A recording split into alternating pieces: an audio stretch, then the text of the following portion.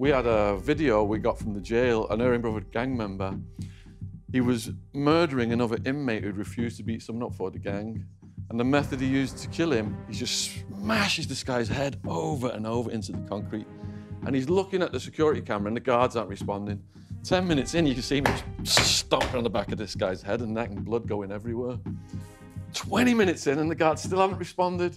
Picks the body up, brings it out like he's trying to show it off to the camera, throws it off the balcony, it's stuck in the railing, he starts kicking it over and over again.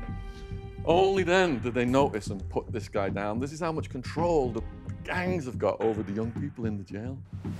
Hello and welcome to Crime Suspect, where each week we unravel some of the UK's most prolific crimes, as well as providing in-depth analysis on the criminality that plagues our nation. On the show today, who are the top dogs now? We dissect the very real threat from some of the most fearsome gangs in the UK today, shedding light on serious and organised crime as it continues to grow. Later, is it safe on your street? I'll be taking you, virtually, to the UK's capital, London, for this week's Postcode Watch. And finally, it's your chance to book a crook as we show you this week's wanted criminals. Joining me for all of this today are Chris Preddie, OBE, from the charity #Unapologetic, retired Met Detective Superintendent Shabnam Chaudri, and former ecstasy trafficker turned YouTuber Shaun Attwood. Thank you all very much for being here. Now, you have the right to remain watching. This is Crime Suspect.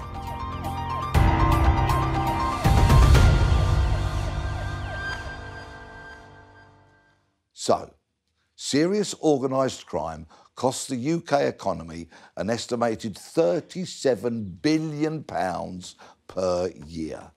And within this startling figure, there's a whole host of criminal activities, such as drug trafficking, human trafficking, cybercrime, and money laundering.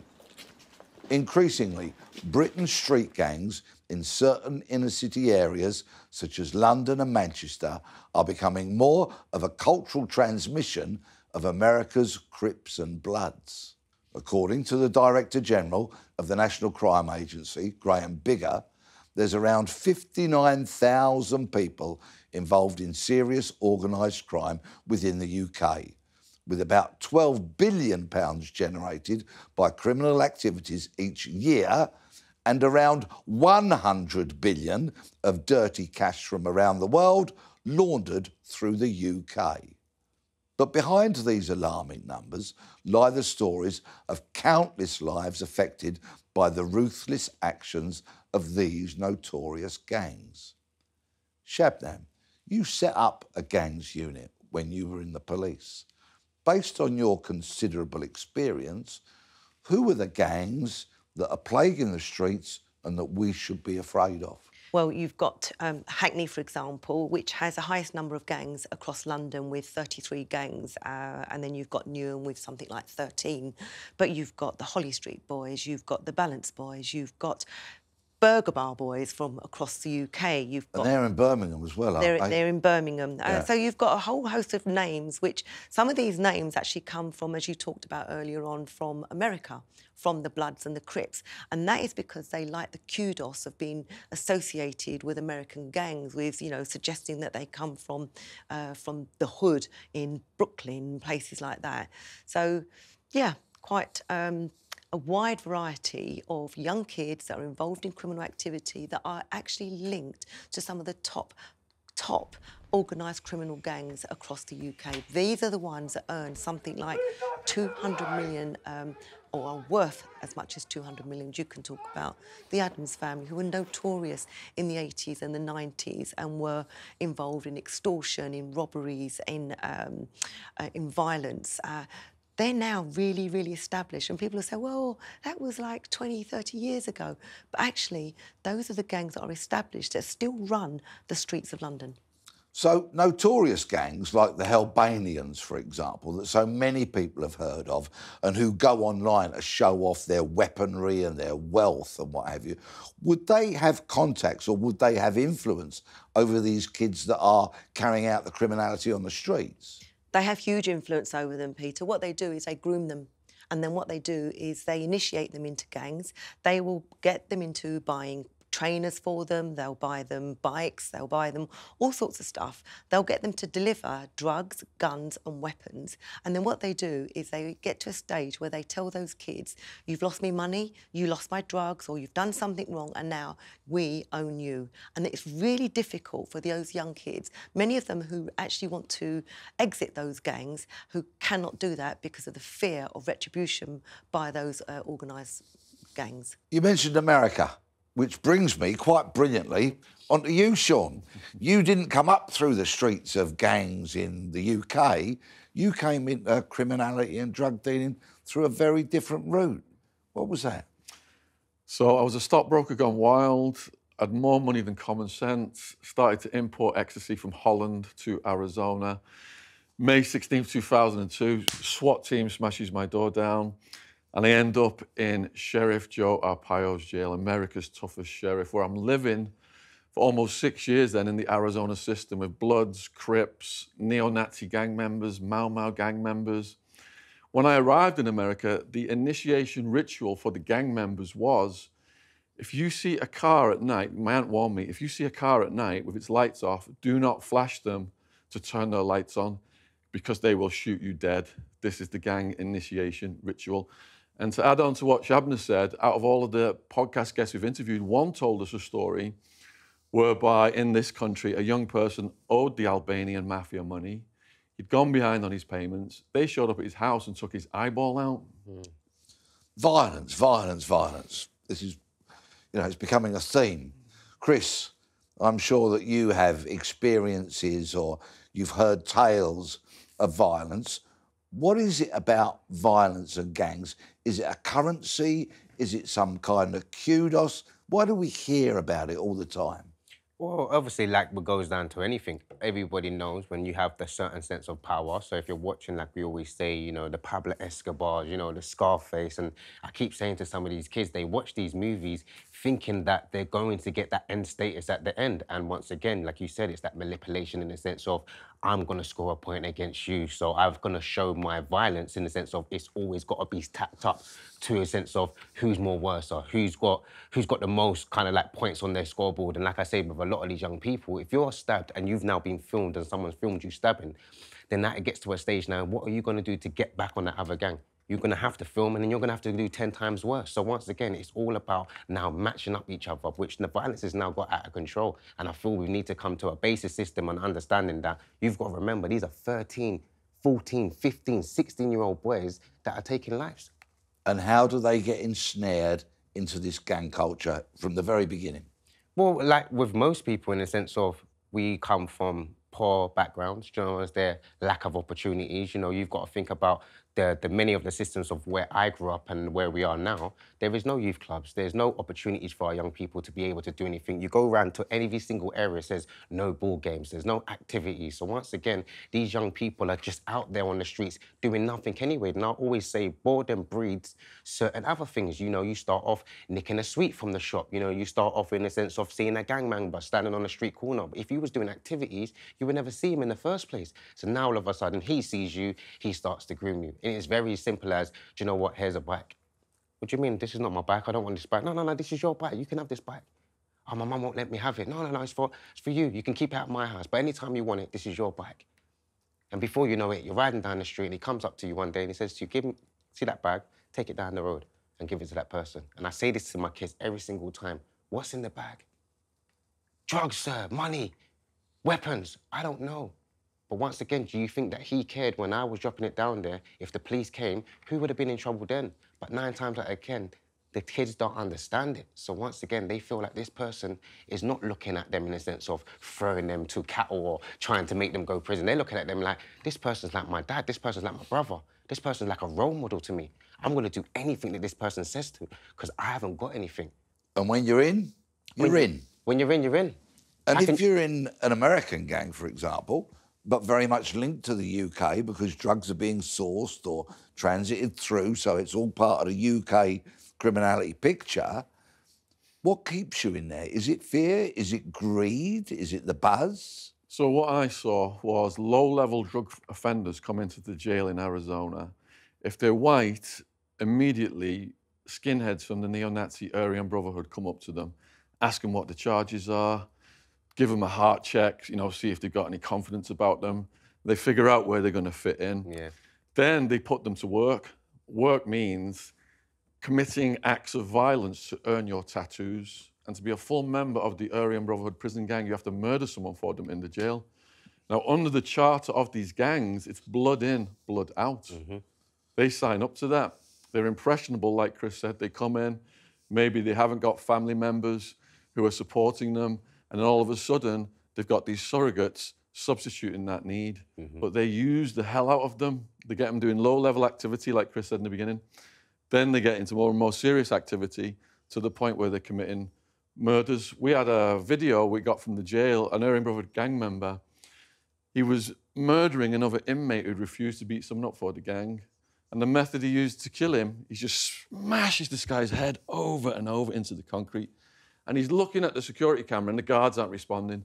10 minutes in, you can see him stomping on the back of this guy's head and neck and blood going everywhere. 20 minutes in and the guards still haven't responded.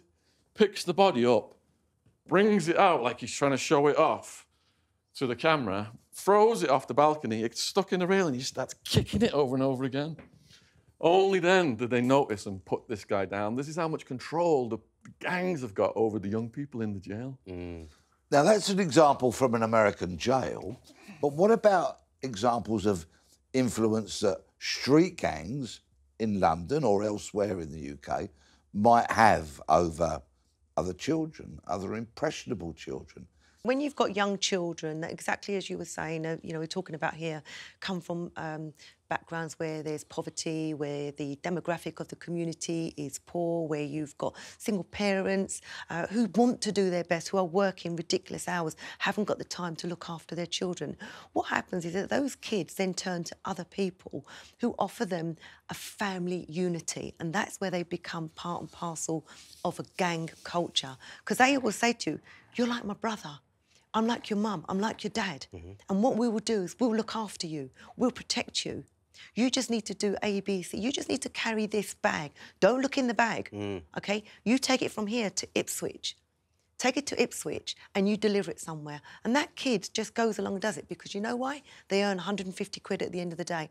150 quid that puts money on the table to buy food for that family. It's a really horrible, vicious circle. And people will blame kids for being involved in that, but these are kids that are already suffering trauma from a family where there's been abuse, where there's been violence, where there's been sexual abuse.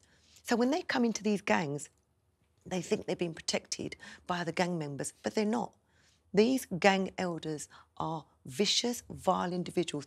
They will order, they will instruct, they will never get their hands dirty, they'll never have blood on their own hands. Now, you set up one of the first gang units that the Metropolitan Police had established. Was it any good? Did it have any successes? Has it had any impact today? Yeah, I mean, what we did was we set up, there was already the integrated gangs unit at Hackney Borough when I joined Hackney as the proactive lead for gangs.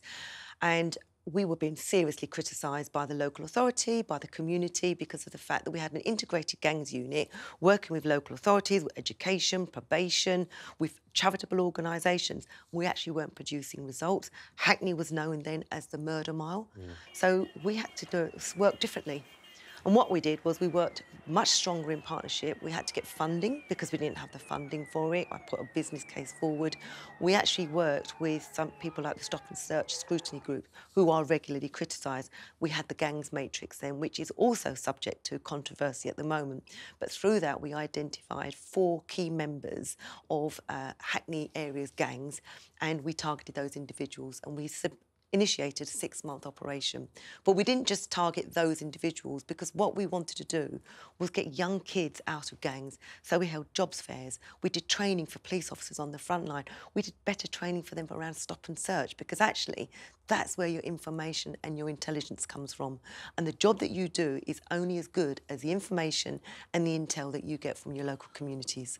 Chris, you were rewarded with an OBE for your work in getting kids away from gangs and preventing them getting into gangs.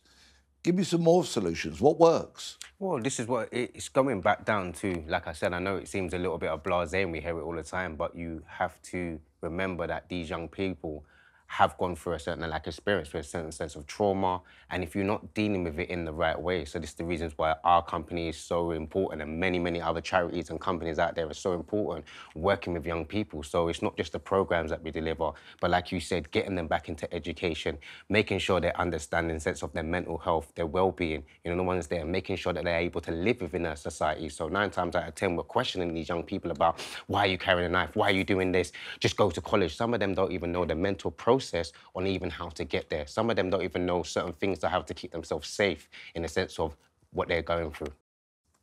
So gang membership can, by and large, end up in imprisonment, death, or both. And everybody's contributions have shown that. But why do people remain loyal to a gang and that culture? Impressionable kids have got something that I call gangsteritis.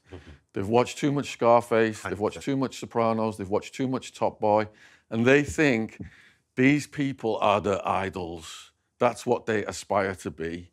Now, when they get in the mix, these real gangsters swallow these kids' souls, but they're so impressionable, they'll do absolutely anything for them in the beginning. And it's only when the SWAT team comes and the gang members, who are the so-called family, are now trying to sleep with their girlfriends and don't want anything to do with them, that the wake-up call happens. But it's too late by then, Peter, because then they've got 10, 20, 30-year sentences. The mums are the only ones coming to visit them at the jail. Facts. My mum came 5,000 miles, and to see her in that visitation room with a broken face, it makes me sick to my stomach to this day. I work in drugs education in schools, and these kids have got to think, this is a long road that you are on. The glitz, the glamour, the fun, the excitement is here, yep.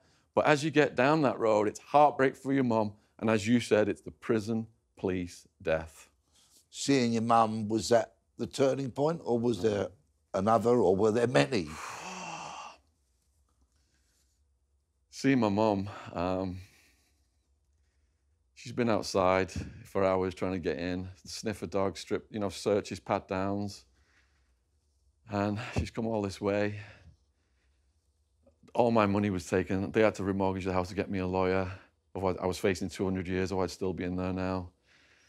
And I just feel blessed, Peter, to have such good parents. It's something that lives with you for the rest of your life. And, yeah. And of course, tragically, many parents don't get the opportunity to go and visit their children. They go to a graveside.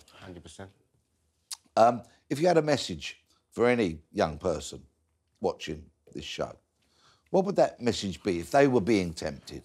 If they were into the drill, they were into the wearing the clothes, and they were thinking, I'll have some of that gang life? It's basically based on what Shaun just said, in the sense of think about that long term. You know, like when you're with your gang and you're with your crew, it's all fun, it's all glitz and glamour. But when that door closes and, you know, you ain't got your friends, you know, the gang members don't even come up and visit you. They don't even come and check in on you to see if you're okay. Your mum's there. What about the birthdays you miss now? What about the trips that you can't go on, the country that you can't leave? What about children if you have children? And these are the kind of things that I say to them. I know that you feel like the gang is everything, but just remember, when it's all gone, remember who you got left. And sometimes you have nothing. Like you said, family doesn't even come up sometimes because they're so sick and tired of coming up and supporting you. And I always say to young people, think about it. If a 30-year-old man is saying to you, come and do this, ask yourself, why is he standing there talking to you? Ask him the question, why are you here? I'm 16. I know why I'm messing about on the street. What are you doing? Where's your job?